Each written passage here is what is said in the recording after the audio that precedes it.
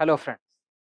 So, as you all know, the conflict between Israel and the Hamas group after Hamas attacked Israel has been the most important news. And previously, we did discuss what has happened. But one of the most important facts that people would like to know, you need to understand, is that what is this Hamas? ये Hamas आखिर है क्या? And today we shall be discussing about Hamas, its evolution, various initiatives, and how Hamas has changed and what has been its role in the Israel Palestine issue and how its role has increased or enhanced. So, prior to discussing Hamas, let me just tell you about the reality of the geography. You know that this is Gaza Strip, and this the yellow one, this is called as West Bank, and this whole yellow, this is Palestine, right? And what is happening is that this area, this has been primarily peaceful, and all the tensions that generally takes place is in this region. And this region is handled by the Fatah party or Palestinian Authority or Palestinian Liberation Organization. And what Israel has been doing despite Oslo Accords and UNSC mandates, Israel continuously is building colonies in all these areas. Now, there is some very basic thing that you would think, since this is the area, Israel could have made colonies over here. But why here? The point is that if this area remains touching with Jordan, just a sec, just let me clear this. कि अगर ये area, क्योंकि आप देखो ये area इससे इधर किससे कनेक्ट हो रहा है, ये एरिया कनेक्ट हो रहा है जॉर्डन के साथ, right? So tomorrow if there is a plan of the Arab nations to somehow attack Israel or overwhelm Israel, वो यहाँ से border cross करके they can provide with arms and ammunitions, ready the Palestinian people so as to attack Israel from all sides. लेकिन Oslo accord के बाद क्या हुआ है, that though there is autonomy of the Palestinian people in the West Bank and Gaza, but overall security of the region is with Israel. So security ensure करने का best तरीका क्या है? बेस्ट तरीका है कि सिंपली जॉर्डन को और पैलेस्टाइन को सेपरेट कर दो. So that is why Israel has been building colonies against the Oslo Accord or against the UNSC mandate so as to secure itself. Yes, it is illegal and continuously it has been criticized. Even the proposal that Trump had proposed for peaceful Middle East, there also the one part of the agreement was that Israel would put a hold on expansion of its colony. तो ये colonies है, उसके बाद फिर यहाँ के लोगों का right to self determination that is not there. Whosoever Palestinians are living with Israel, they do not have voting rights. ऊपर से यहाँ अगर आप देख रहे हो तो here there is severe economic crisis, more than 50% people are unemployed. तो ये सारे फैक्टर्स हैं because of which this has taken place. और उसके अलावा हमास, जिसका कि एक डिक्लेयर्ड आइडिया है that it does not recognize Israel and it wants end to Israel. ठीक है. एक और बात, अगर आप इस मैप को देखो तो ये इतना एरिया तो it is linked to Israel, right? This is linked to the sea and Israel can put a blockade over here, right? But what about this area? This area is linked to Egypt. So something can easily be provided from here. But even Egypt has put a blockade over here. Reason क्या है? Islamic brotherhood, जिससे कि Egypt को खुद डर है, और Hamas कुछ और नहीं, इस्लामिक ब्रदरहुड का ही एक ब्रांच था. So Egypt feels that if it gives freedom to Hamas in the West Bank, slowly it is the brotherhood that will be strengthening. Slowly it is Iran in the region which will be strengthening, and Egypt will be further under threat. So this is another fact. So you see, the history of this conflict is around more than 75, even more than 100 years. So in the due process, through various small videos, we shall be discussing this as a whole. However, today we shall be discussing what is Hamas. कि Hamas ये आखिर है क्या. Okay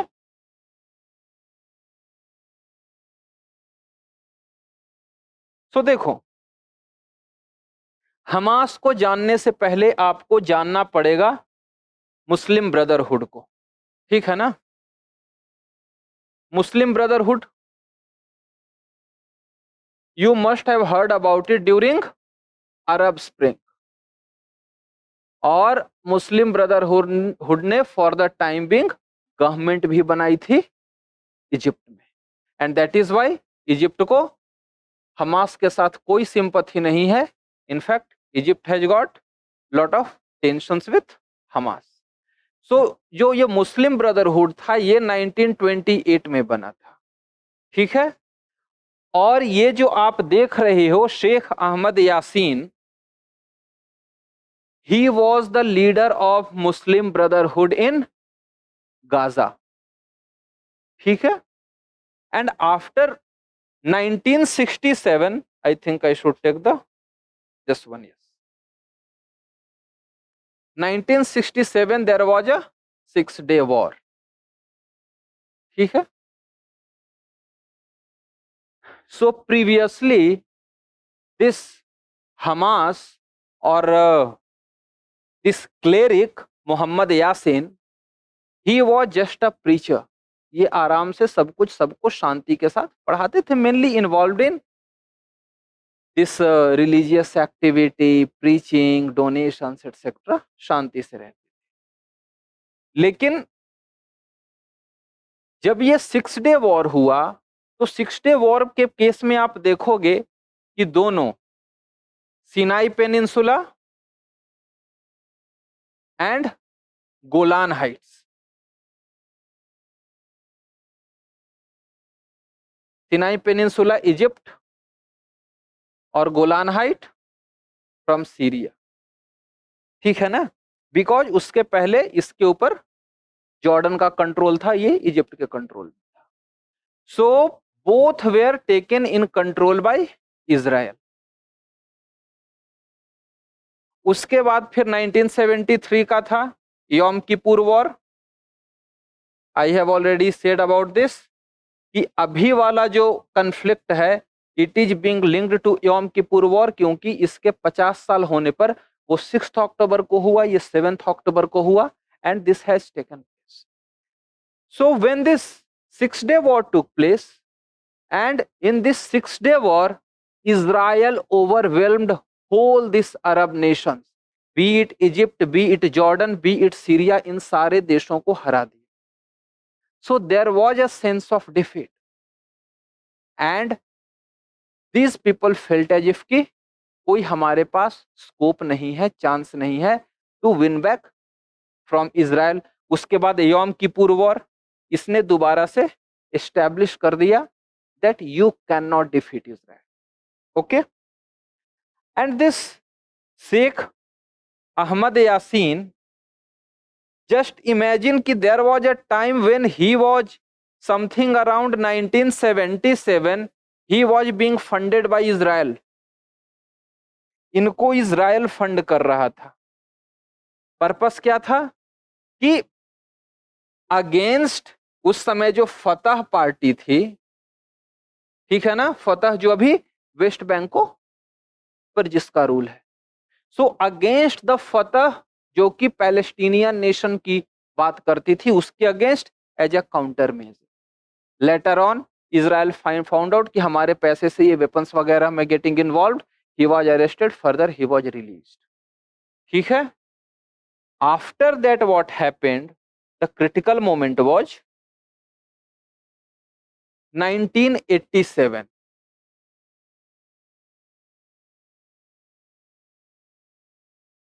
1987 में क्या हुआ था? This was 20 years of 6 day war. ठीक है ना, क्योंकि 6 day war it had taken place in 1967। So there was a sense of desperation, sense of detection among the population कि ये जो फतह पार्टी है ये भी कुछ कर नहीं पा रही है, पीएलए ये कुछ कर पा नहीं पा रही है। So what to do? And there was an incident कि एक इजरायली ट्रक ने धक्का मारा था जिससे कि 4 पैलेस्टीनियंस की डेथ हो गई।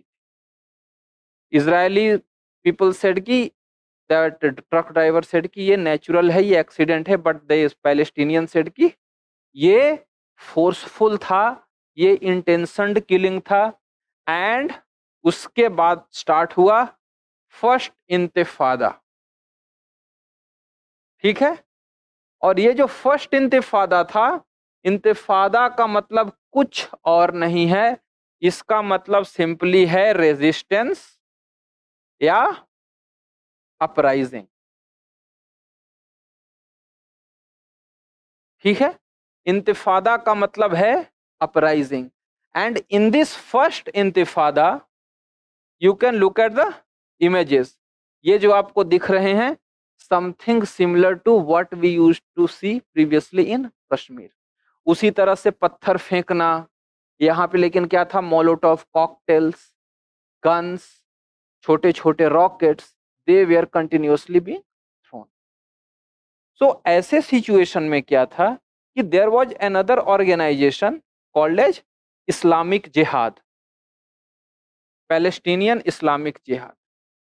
सो देयर वाज अ फियर कि जो इस्लामिक ब्रदरहुड का इन्फ्लुएंस है, ये ब्रदरहुड का influence that will be subsided by this Islamic jihad, because till that time Brotherhood was peaceful. So इन्हें था कि हमारी जो प्राइमेसी और इंपॉर्टेंस है, it must not be taken over by someone else, that is particularly Palestinian Islamic jihad. So that is why Hamas came into existence. You can see December 1987 first intifada, and 1987 it came into existence. Okay? और जब आप देख रहे हो Hamas का मतलब, Hamas has come from the word HMS, Harakat ul Muqam al Islamiya, in English it is Islamic resistance movement, लेकिन इसका मतलब हिब्रू में है वायलेंस, अरबियन में somewhat similar, it is called as resistance, it is called as action, इस तरह की चीजें हैं। So basically Hamas means Islamic resistance movement, and he was the person, he was the leader, it was a branch of Muslim brotherhood. सो जब आप मुस्लिम brotherhood की history को देखते हो तो it has got influence all across the Arab world, and even Hamas is the outcome of the same Muslim Brotherhood. Okay.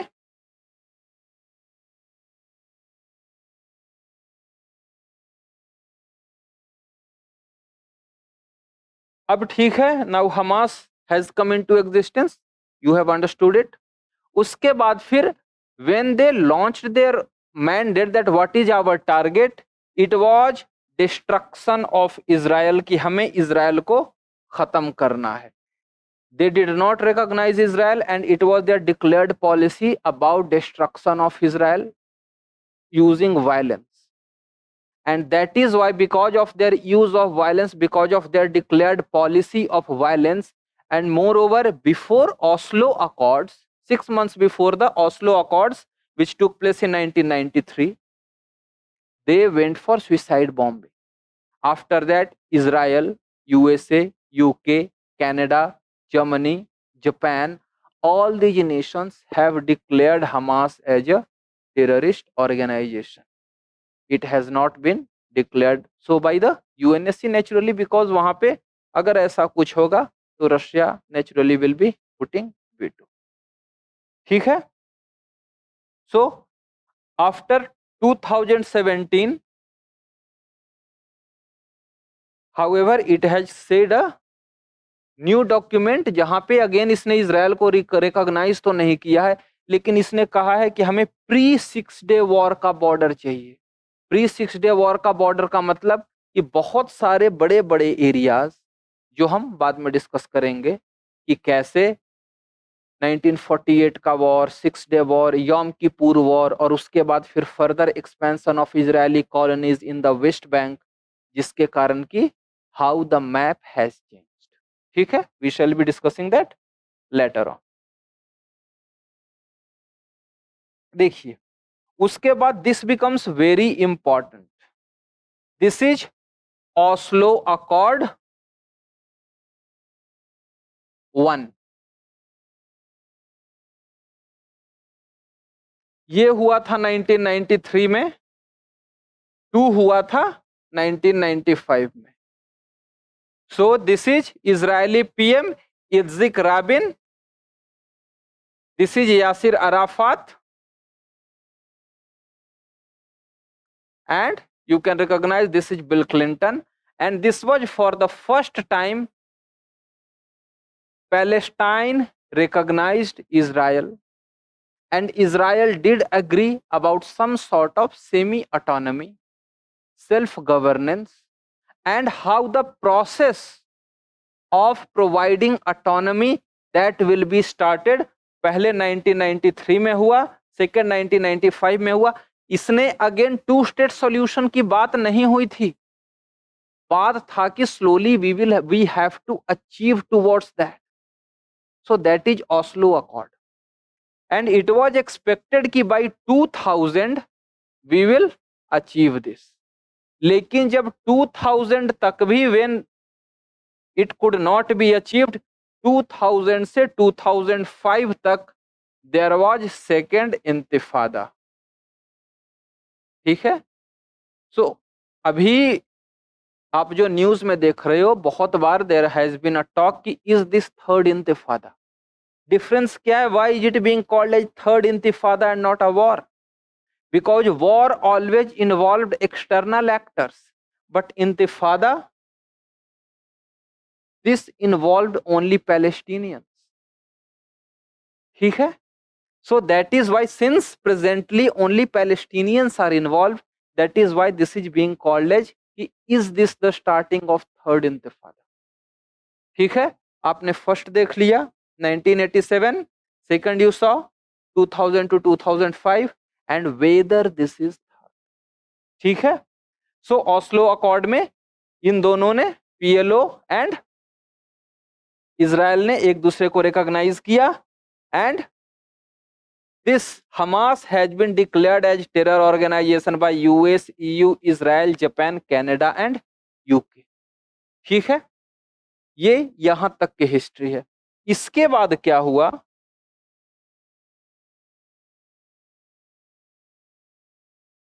इसके बाद क्या हुआ कि 2005 में द ब्लॉकेड अराउंड गाजा, जो कि इजिप्ट ने कर रखा था, इजराइल ने कर रखा था, तो इजराइल ने धीरे से उस ब्लॉकेड को रिलीज कर दिया. And some sort of communication can start. ठीक है. सो जब 2005 में ब्लॉकेड हटा, तो उसके बाद क्या हुआ? 2006 में इलेक्शंस हुए. इलेक्शंस में प्राइमरीली 2 पार्टीज, वन वाज फतह और सेकेंड वाज हमास. नतीजा क्या हुआ? Hamas got a victory. And presently जो पैलेस्टीनियन लेजिस्लेचर है, वहां पे हमास की मेजॉरिटी है. फतह के साथ around 2/3 of population they go with Hamas. Reason being, Hamas show करता है कि yes something is being done. And moreover ये जो फतह पार्टी है ना, जो पीएलओ को मेनली जो वेस्ट बैंक में गवर्नमेंट को देखती है, it is corrupt and it is all since it has signed Oslo Accord, it is being seen as if it has compromised with the Palestinian independence and a separate Palestinian state. And moreover, it is said that Hamas is more efficient and Hamas is more honest. ठीक है, सो ये आपका है Hamas की reality. It has got majority in Palestinian parliament, और इसकी जो funding है, इसकी फंडिंग चैरिटीज से आती हैं, जो वेस्ट से पैसे आते हैं उससे आता है। उसके अलावा Iran is a benefactor, Iran के अलावा Qatar is a benefactor. And Hamas के जो लीडर्स हैं, since Egypt does not want them around, so they have their base in Qatar. So you can see ki how, despite being a small nation, how Qatar has got a huge influence in the not just Arab world balki whole Islamic world. If you remember, दोहा में तालिबान का office था, दोहा में Hamas का भी office. ठीक है, so this you can see how it is influenced. उसके आगे की बात क्या है? नेक्स्ट थिंग इज कि if you talk about the future, that what is future going to be of this conflict, though we shall be discussing this. लेकिन अब आप इस नक्शे को देखो, ठीक है, even within the Arab world, UAE has not come openly with, neither UAE nor Bahrain, they have not come openly with Hamas. और 1 लाख सोल्जर्स यहाँ पहुंच गए हैं, दे have started targeting. Point is whether Israel will occupy this area, chances are less, क्योंकि अगर Israel occupy करना चाहता है, it will have to deploy its soldiers, और अगर वो सोल्जर्स को डिप्लॉय करता है तो naturally there will be a bigger threat to its soldiers, क्योंकि किलिंग्स हो सकते हैं because this is a densely populated area. So rather than killing, ये बहुत पुरानी वॉर स्ट्रेटेजी है, if you look in the past as well, कि अगर किसी राजा का किला रहता था तो क्या करते हैं, उसे घेर कर बैठ जाते हैं, नो फूड नो वाटर, कुछ समय बाद you yourself will surrender. And that is what Israel has done, it has laid a siege, no water, no electricity, no food, nothing will either go in or come out of Gaza. और अभी Israel के सामने एक बहुत बड़ी tension ये है कि जो नेतन्याहू की गवर्नमेंट है, how it is going to defend. अभी आपको दिख रहा है सब कुछ यूनाइटेड है, but this is a very big defeat for Israel. If you look at the statements by Iran supreme leader Khomeini, that this is a defeat for Israel and it is great what Hamas has done.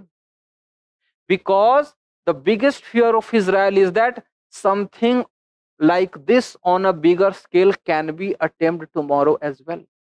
And presently more than 900 Israelis have died, target perhaps 1000 touch kar. So the biggest challenge to Netanyahu will be that after this conflict is considered over, what he is going to do. Because naturally there will be a lot many questions that how you could let this happen. So even within Israel also, the government will face multiple challenges. And if we talk about outside Israel, the intelligentsia, they are clearly divided. Some are saying that the normalization between Saudi and Israel, that is dead, at least for a long period of time. But at the same time, some are also saying that this is just a minor blip, minor setback. Perhaps things will go back to normal once the Arab states are normal.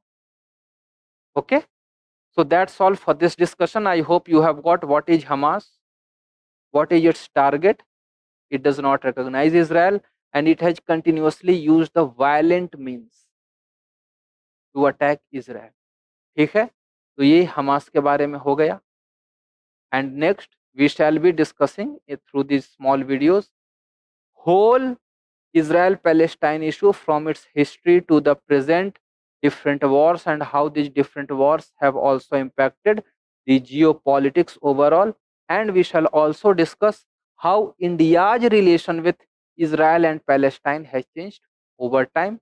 In subsequent video, we shall be launching a video series on Israel-Palestine issue. So I hope after watching, if you have got any doubts, please put your questions in the comment and it shall be responded either in writing or I shall be responding them in the subsequent videos. That's all for today. Thank you.